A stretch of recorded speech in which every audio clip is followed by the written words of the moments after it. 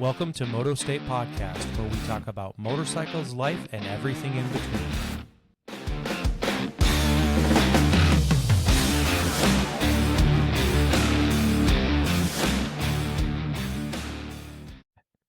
I tell you one thing. It has been brutally cold, and we did get a reprieve today. It was like, I don't know, like 10, 12, 15 above zero. Fucking, Ooh. it's a Christmas miracle. Did you walk around in your banana hammock? Tell you what, when I got to my destination this morning, I didn't even put my jacket on to go into the building. Ooh, show off. And some people would be like, 15 degrees is freezing. Yeah, I mean, 15 degrees is cold, but comparatively to what we had been facing, it was like a 30-degree temperature difference. And it's supposed to be like 40 tomorrow. We're getting some weird heat waves. So Yeah, we're 40 today, 40 tomorrow, 50 on Wednesdays. Like shit, I might try to ride my motorcycle. Dude, I don't know. if you got clean roads, I say do it, man. I say do it. I think I do. I think I got clean roads. If I got clean time to do it, and that's a whole other story. But at least it'll be warm. That's all I care about. That will definitely feel like a heat wave. When I left Kentucky yesterday morning, it was like 8. And it just was gross, and got to St. Louis and it wasn't much better. So you all did a bourbon run. Mm-hmm. How long were you there for? Got in Friday around 1. And, okay. Out, and so we're there about 48 hours. Okay. We went to Bardstown Distillery on Friday, had lunch there, did the tour. It's a newer brewery. Less than 10 years old. Distillery, right? Not brewery, or is it a brewery? I'm sorry, distillery. I keep okay. saying brewery because beer. Well, there's a really big one called Anheuser-Busch, a mile and a half from the house. For sure. So cool story around it though. I don't know if you remember back in the 90s, when internet became a big deal, Earthlink. If you remember that company. The guy that started that, he sold it. He started this distillery. Oh, wow. Okay. And so he tried to get into the business. He wasn't, he was the new guy on the block, so no one was giving me love. So he just decided to do it himself and had the wherewithal to do it. Unfortunately passed away before the first bit could be brewed or distilled and aged. But it's still there. A lot of his family still runs it. I think it's majority owned by a private equity firm, but really cool space, really neat. Did after that. So next day we did. Does it have really good internet access? Man, my phone was moving so fast. It was amazing. Man, you can't get Pornhub there, but everything else was super, super crisp and clean. Yeah. So the Friday night ran up and saw Taylor from the Shifter Crew and had a couple beers with him and Kyle from Club Style Louisville. Oh, yeah. And okay. Nice dude, real nice dude. He just started so folks in the Louisville metropolitan area, he just started a bike shop where he's working on motorcycles called Never Say Die Cycles. And he's been hitting the Instagram pretty hard. I've noticed doing bars, cam job, exhaust, all that fun stuff, oil changes. But a good dude. So it was good to chat with both of them. Saturday was Maker's Mark, which was really cool because of just the history there. Been around forever. I mean, the stuff they make the labels on for the bottles, the same stuff originally it was the owner's wife handwriting them, and then they got so popular she couldn't keep up with the demand, so they bought in the 60s. They bought 2 printers from like the 30s, and they still use those today. But it was cool. Loved the tour. Tasty was great. Had a bite to eat there, really awesome, and then stopped at Willett on the way back into Bardstown and did a tour there. It was a lot of fun. By then had enough whiskey where, and I think everyone had, late afternoon, like a 3:00 tour. Everybody's having a good time. This tour took a really long time because everybody was cracking jokes. I tried to bribe a guy into doing a cannonball into the vat of of bourbon that was like at that point is beer before it became bourbon. I was trying to I was up to like 120 $140 to get him to jump in, and he chickened out. So very unfortunate. That'd have been fun. So. And then had a drink at Chicken Cock Distillery Saturday night. Chicken Cock, huh? Yeah, you bet your ass I got a T-shirt that says Chicken Cock Distillery. So. Did you choke on it? No, it was nice. It was nice and smooth, really smooth. Chicken cock went down great. Yeah, not as smooth. How was it when it hit the back of your throat? Smooth, man. Almost as smooth as Tennessee whiskey, buddy. It was great, man. Just no, it was fun. So it was a good trip. Nice to get away for a quick weekend. And then, still got more traveling to do next couple weeks. And, man, Christmas is right around the corner. So I have to fully confess, if you lined up 5 different whiskeys and put it in front of me, I don't know if I could tell the difference between a $200 bottle of whiskey and a $5 bottle of whiskey. I'm not a whiskey connoisseur. I don't even know if I know the right way to drink it. So, like whiskey, bourbon, I just, it's not my jam. You know what I mean? Like I'm good with a bottle of Blue Moon, or one on tap that I can throw an orange in. I like my, Why are you putting fruit in your beer? Fuck that. Come on, dude. Man. I like my White Russians when they get up all in my mustache, like the Big Lebowski. Yeah. Dude. Yeah. I just, I've never, I guess, developed that palate for it. People are like, oh, this one's nutty and this one's fruity and this one tastes like smoke. And I'm like, it all tastes like fucking whiskey. I don't know. It took a long time for me to have a palate that I could drink whiskey straight. And I don't like warm whiskey. I mean, obviously all these tastings, they're not putting ice in them. So, but I mean, it's such a small pour, but I've always enjoyed whiskey. I enjoy it more now. I can tell a little bit difference between the two. I sure as fuck can tell the difference between a $200 bottle and a $5 bottle. I can tell you that pretty easily. Yeah. One tastes like ass. One does not. Oftentimes it's, granted, the strength of it the proof, if it's a higher proof, when it hits your mouth, you're going to be able to tell. But if you got similar proofs of whiskey, but, a higher quality is going to be smoother. I mean, it really is. I know that sounds cliche, but it's good, man. I enjoyed it. I drank a lot of old fashions when I wasn't at the distilleries. That was a lot of fun. So I don't even know what an old fashioned is. Well, that's got fruit in it. It's got an orange peel in. So it's bourbon or whiskey, bourbon, whiskey, bourbon, blah, blah, blah. Orange peel, sometimes a cherry, I think they put in there, and then maybe some, is it bitters they put in there as well. It's a sweet drink. It's easy. It's really, it's great this time of year. It is fantastic when it's hot outside.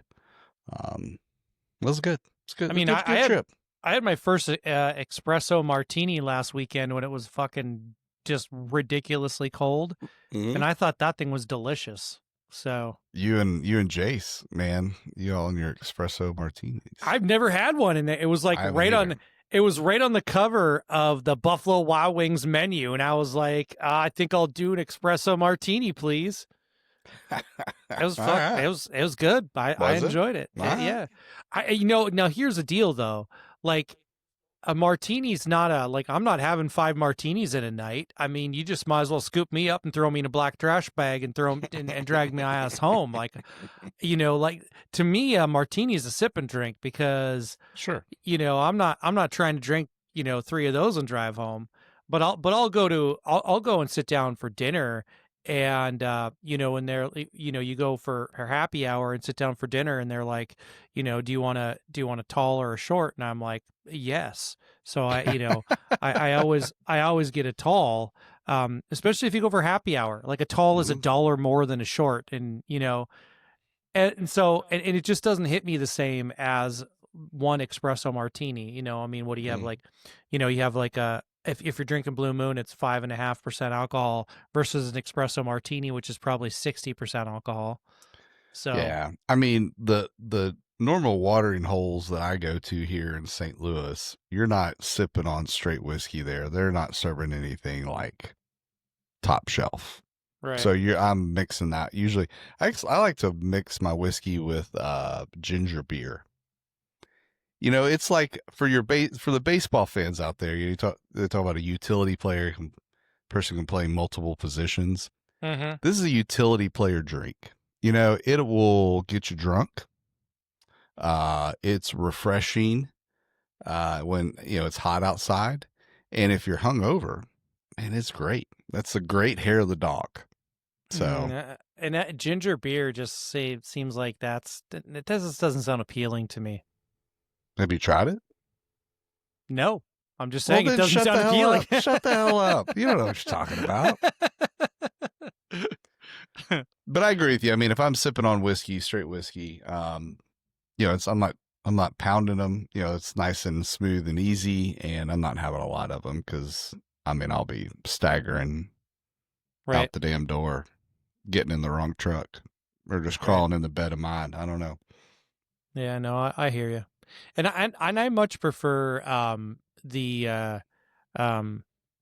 know, I don't drink with a purpose much anymore. You know what I mean? Like I much prefer the social, having a beer at dinner, like that kind of thing. Like Sure. I couldn't tell you the last time I actually that actually got lit up. It's been a really long time. I wish I could say the same. Yeah, my problem is I'm such a not a fan of the day after feeling situation, and you know, just not my jam. So, I mean, I get it. You know, yeah, nobody likes a hangover. That's how I found, you know, Jack and Ginger.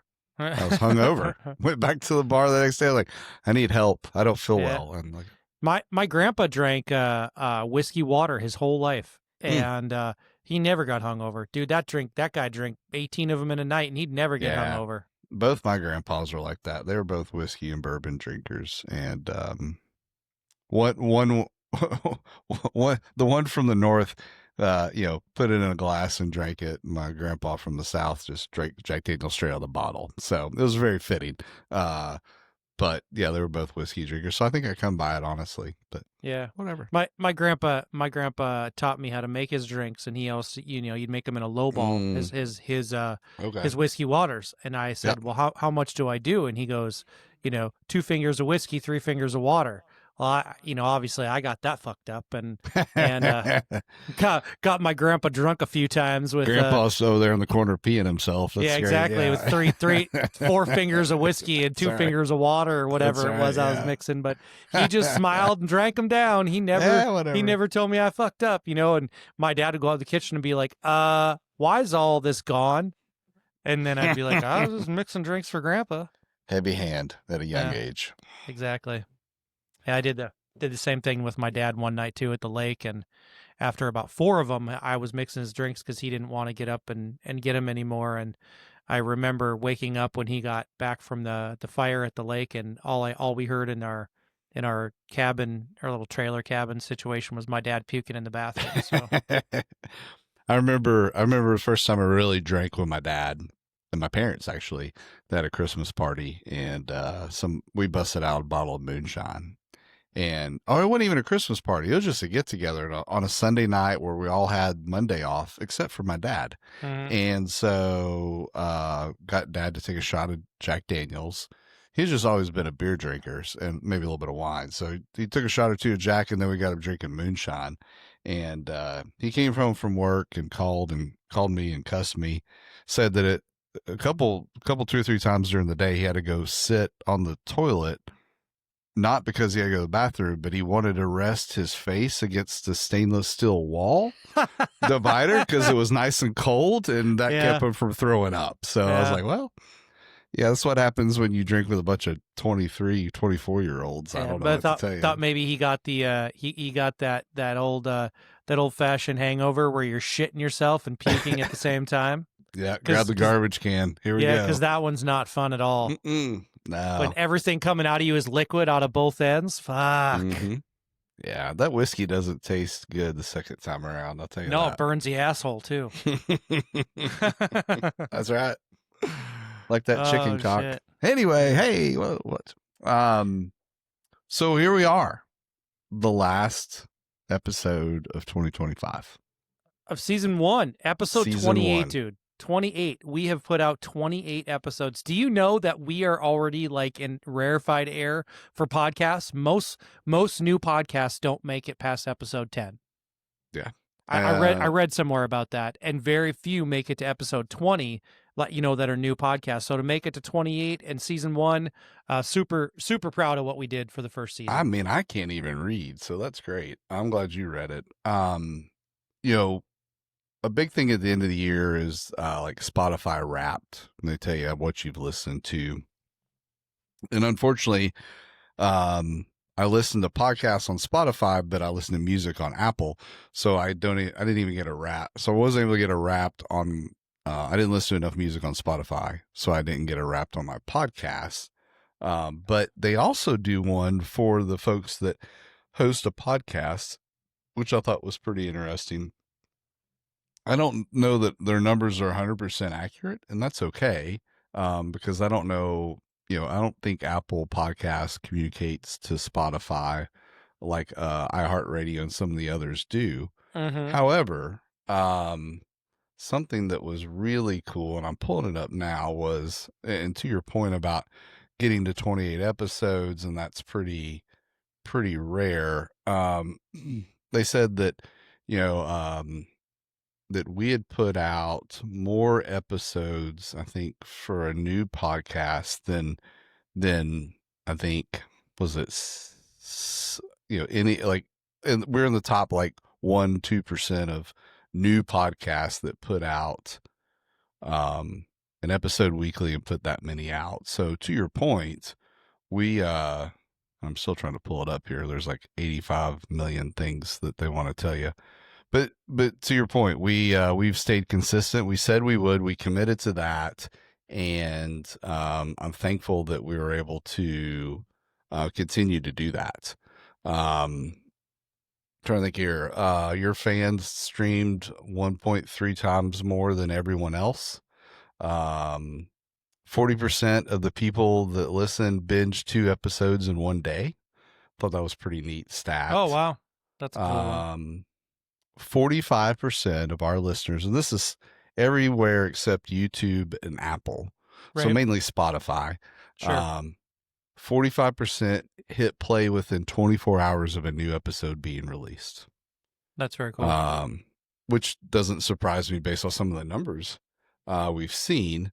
To kind of dovetail on our music podcast or episode, the top artists of our listeners on average: Morgan Wallen, that's very unfortunate, Zach Bryan, Blink 182, Creedence Clearwater's Revival, and Bob Seger. Interesting. Yeah. Top audiobooks: Vagos, Mongols, and Outlaws, The Subtle Art of Not Giving a Fuck, The Cocaine Diaries, Secret Slave, and No Angel, which is about the Hells Angels. Huh. Surprise 50 Shades of Grey wasn't in there. I think that's number 6. Oh, number 6. Yep. Okay. Makes sense.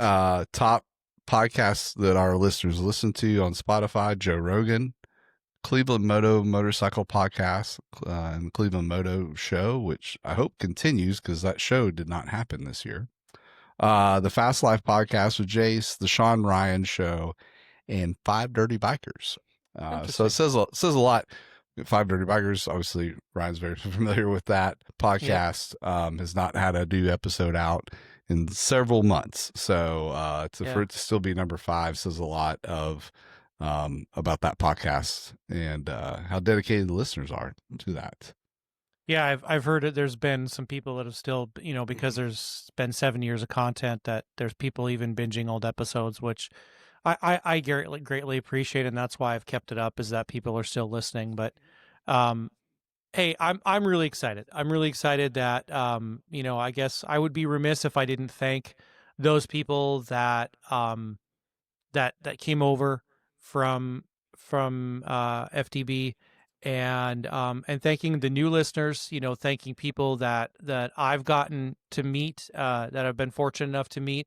A big thank you to our patrons who Yeah. came forward and came out strong for season one, and really put us in a position to be well positioned for season two in terms of getting us fluid as fast as we possibly Yeah.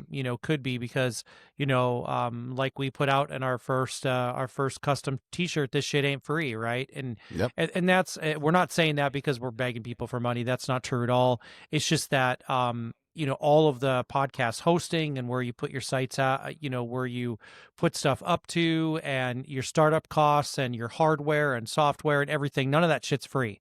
So it is it's great that people have chosen to support us. I want to just say a huge thank you to all of those people who have chosen to support us, and we are we're really excited about a season two and what we have coming up. So I was going to ask you, Luke. Yeah. So we're 28 episodes in. Yeah. Give me your favorite episode, favorite guest Ooh. of season one. Man, first episode's going to be my favorite. Simply because this is something that I've been wanting to do at this point for over a year. And by the time we launched it I'd been wanting to do it for 8, 9, 10 months. And we had been in the works of planning it for 3 to 4 months, probably 3 months. Yeah, So sure. I think that for me, recording the first one, finally, for myself, getting that monkey off my back, but also I was very anxious and definitely nervous about that first one because although I've been on other podcasts in the past, I was not a host. I was not responsible for it. It's a different approach, right? Yeah. So that just felt good and thankful. Like listen, guys, when every episode we've recorded, it's been one take. It is, we've certainly, there's been editing involved, which Ryan does an amazing job with. But when it comes to recording it and, let's go back and redo that, we haven't done that once. So what you see is what you get. So, favorite guest, man, I don't know that I could name one. I think for me, I am thankful that our first guest was Ashley, a very good friend of mine.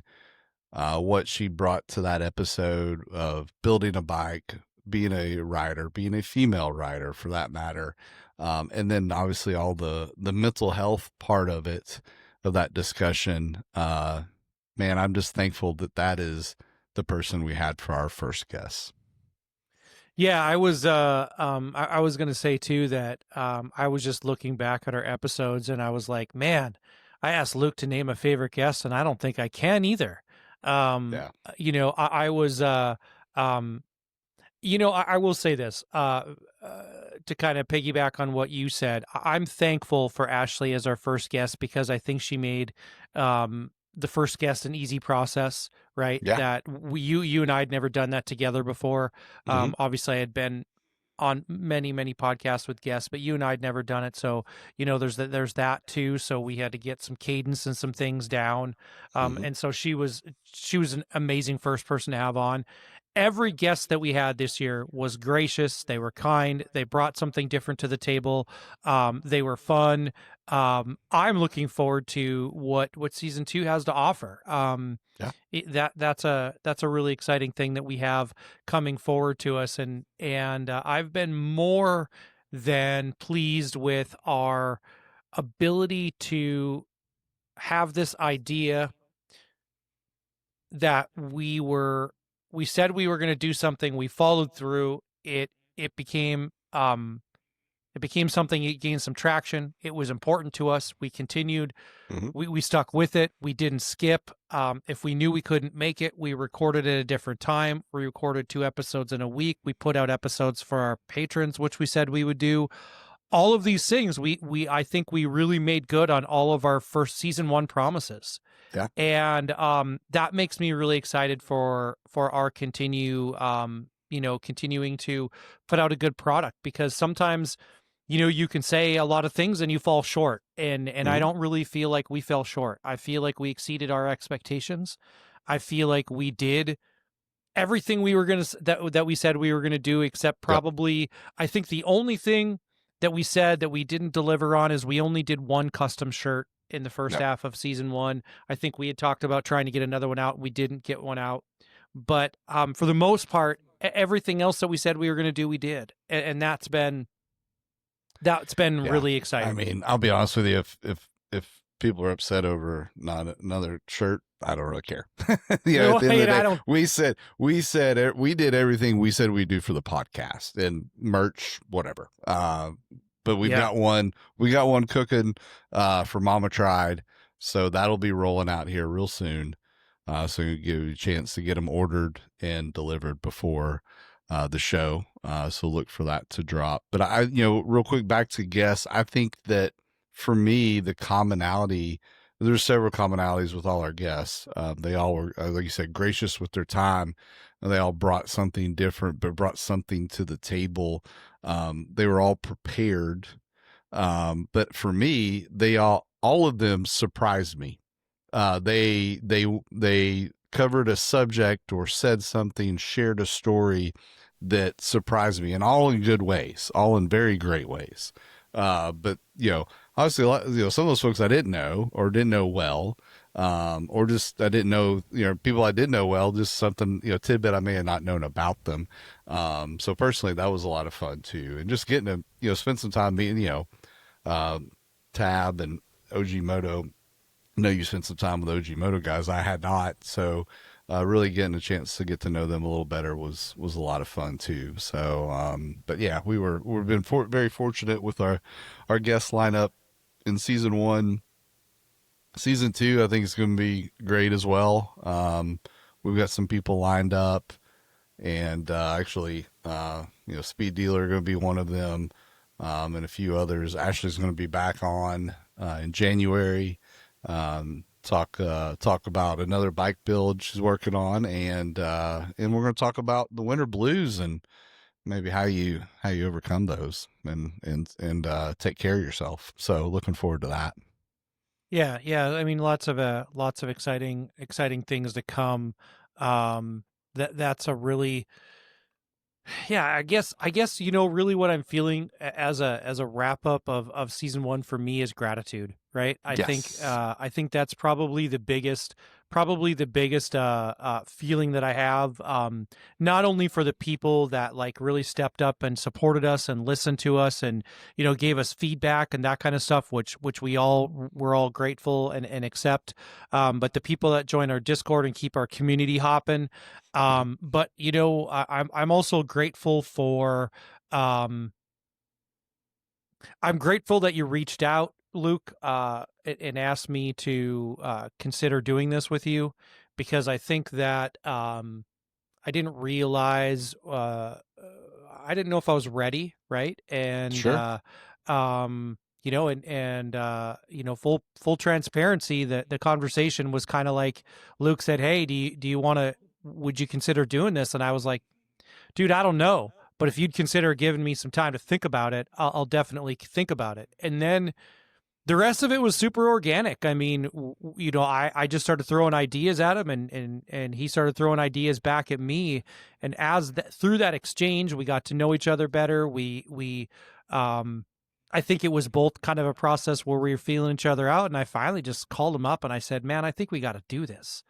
And I said, let's pick a date, let's pick a time, let's do some things. And But what the part you're leaving out here is, we got to do this. Well, this is after you'd already had input on name. You giving me about 15 suggestions of things to consider. Yeah, So that's true. you were fucking knee deep into this. You just had not accepted it yet. And I wasn't going to say a word. Like hey, you got to make this choice on your own. I don't need to call you out. I don't need to tell you what to do, and nor can I. But it was fun to just plant that seed and watch it grow. And I'm thankful you said yes. this, this wouldn't have gone off the ground without you, because you don't know, you don't know what you don't know. And I sure as hell didn't know how to start a podcast. But I knew I wanted to learn, and I knew I knew I could do it. I just needed some guidance. But I also knew that I couldn't do this on my own, nor did I want to do it on my own, for that matter. So I'm thankful that that you wanted to do this, and this has worked out really well. This for a couple guys that's only met once in person, and hadn't talked all that much until we started planning this. Yeah. It's pretty crazy. Yeah, no, for sure. And we did actually have a big plans this summer to meet up, and that just fell through. So our official second meetup together will be at Mama Tried this year. So so I mean, really, really, like I said, I think just being grateful and really like having this time to reflect on what this this first year has meant to us has been really tremendous. I'm excited for season 2. I'm excited for all the things that we have ahead of us, and I would say that, interestingly enough, like Luke said, everything's been kind of a one take scenario.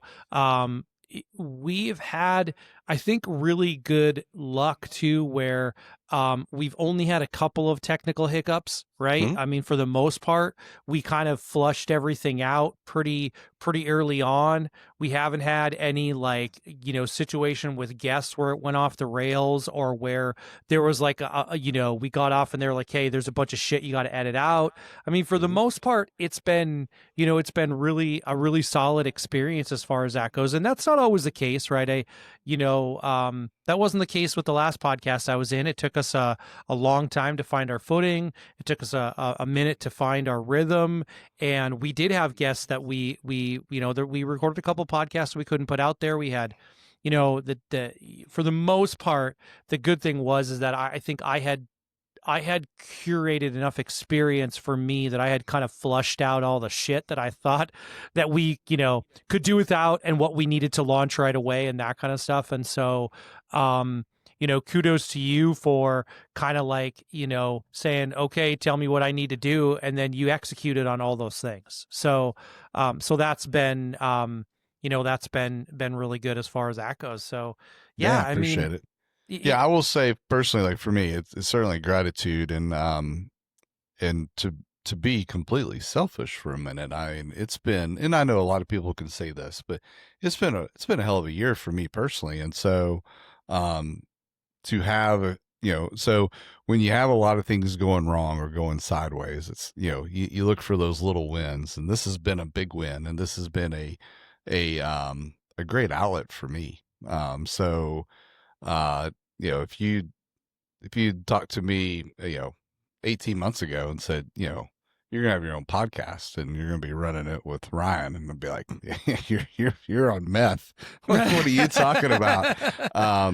But this has been really great. Our friendship has been really great for me this year, and will continue to be. And listen, it's just like anything. There's probably 2 or 3 weeks, maybe 4, that I didn't really want to record, but man, when we were done recording, I was like, shit, man, I was in a good mood. It was a game changer. It was just so much fun. So, so thank you all, not only for supporting us, but allowing me to have this platform to do something that I thought I wanted to do. And now there's no doubt I want to do this and continue to do so.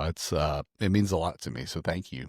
Yeah, and that's true, dude. That's a real thing. You do have those times when you hit it, and that's when you know that like you're doing the right thing, and you're kind of in that groove, and things are feeling the way you're supposed to, because you're like, fuck, I'm tired, I'm hungry. This work week has been shit.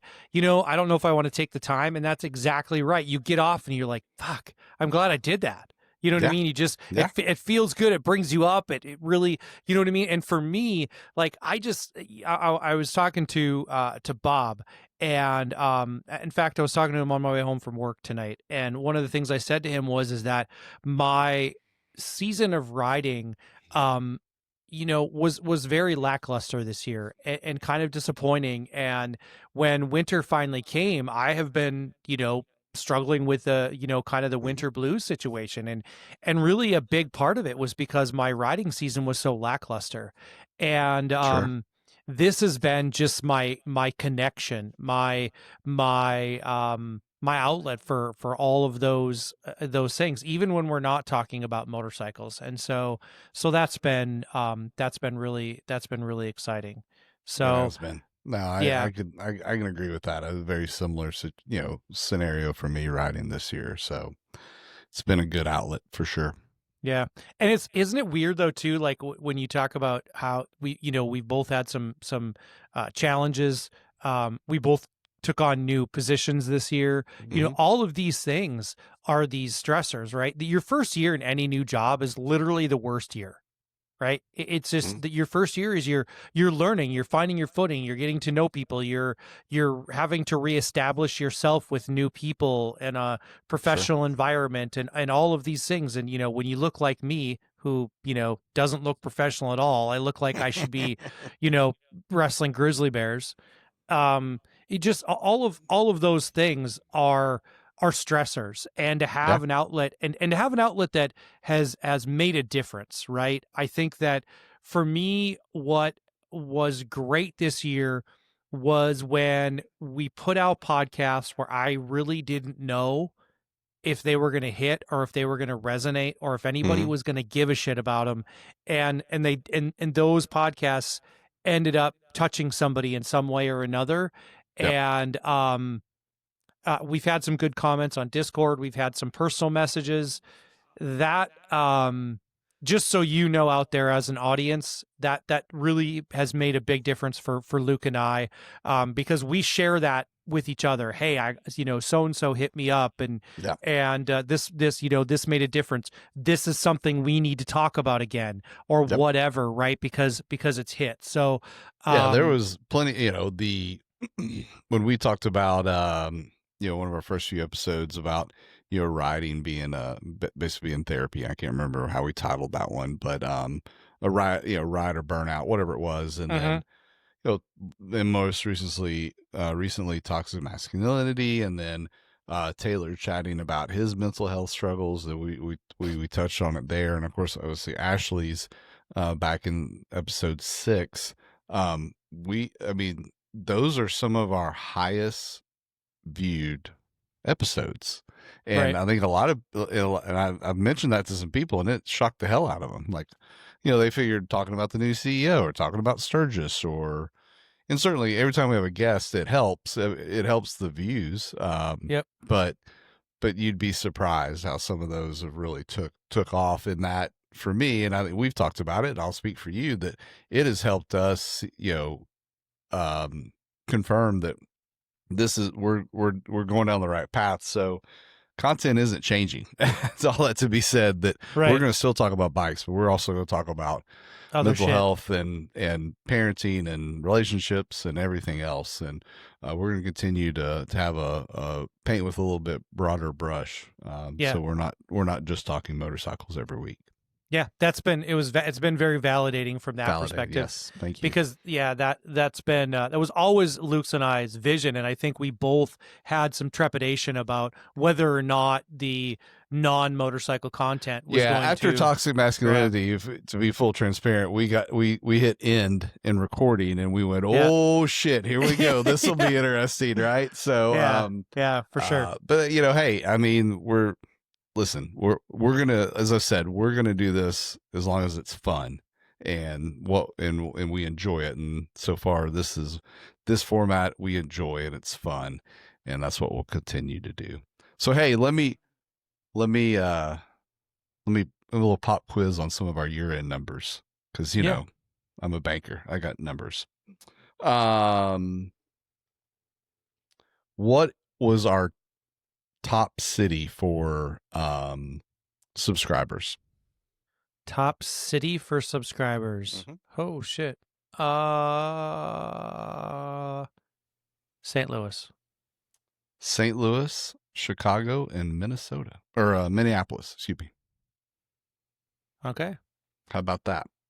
Rounding that out, second and third, Omaha and Dallas, which I thought was interesting. Omaha and Dallas. Wow. Okay.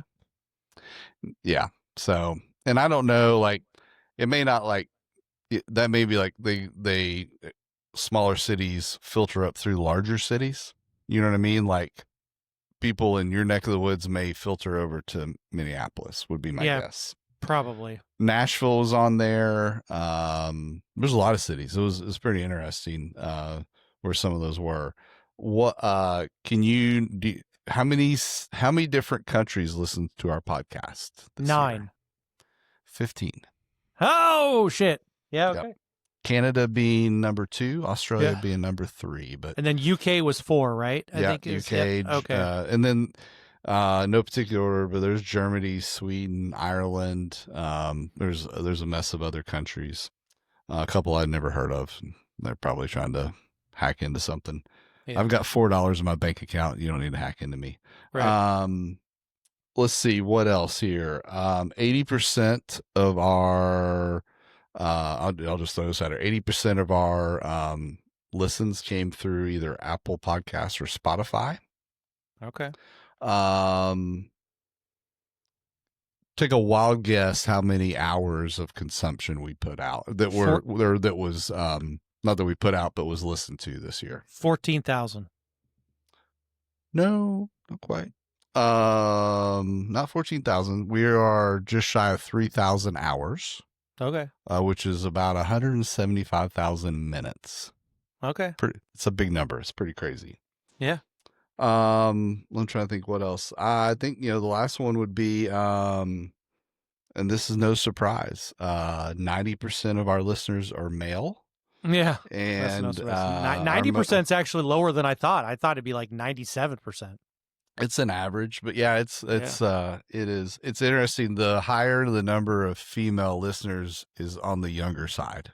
Oh, wow. Okay. Yeah. So probably got daddy issues or something. I don't know.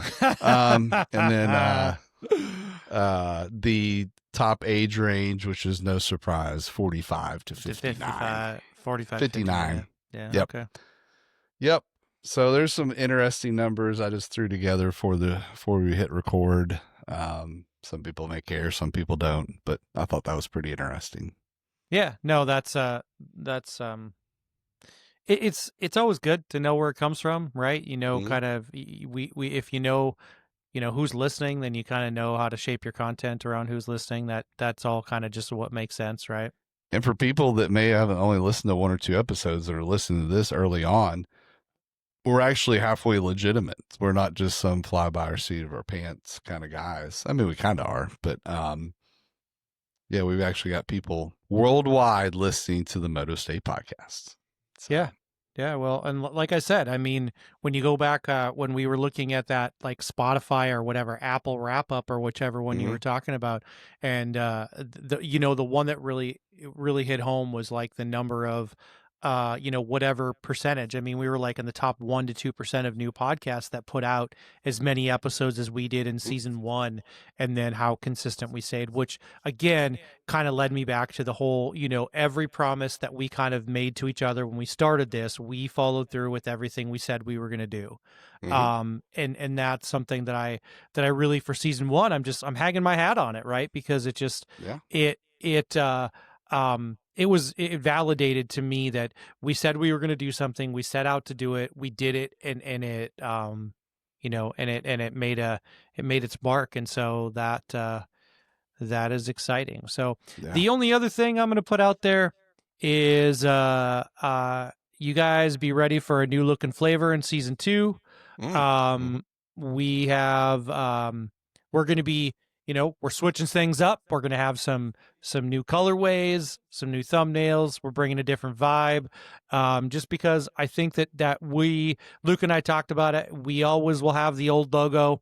That's going to be our standard, the thing that we live by.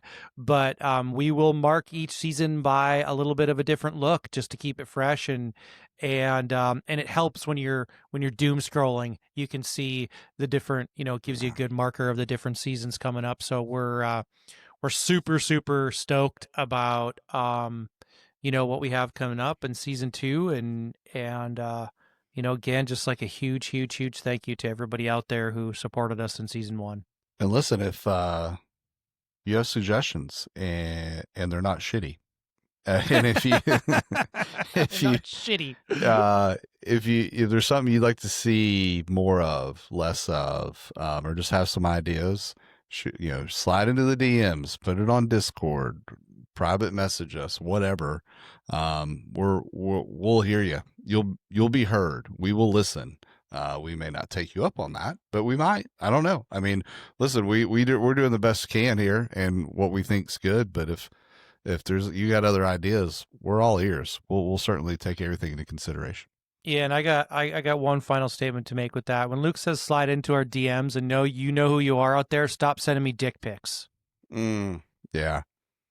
His first letter of his name's B. The last letter of his name is B. Unless it's Lynn. Anyway, I digress. Who knows? Hey, guys, we appreciate everything. This is us signing out for 2025 season 1. Peace. We're out. See y'all.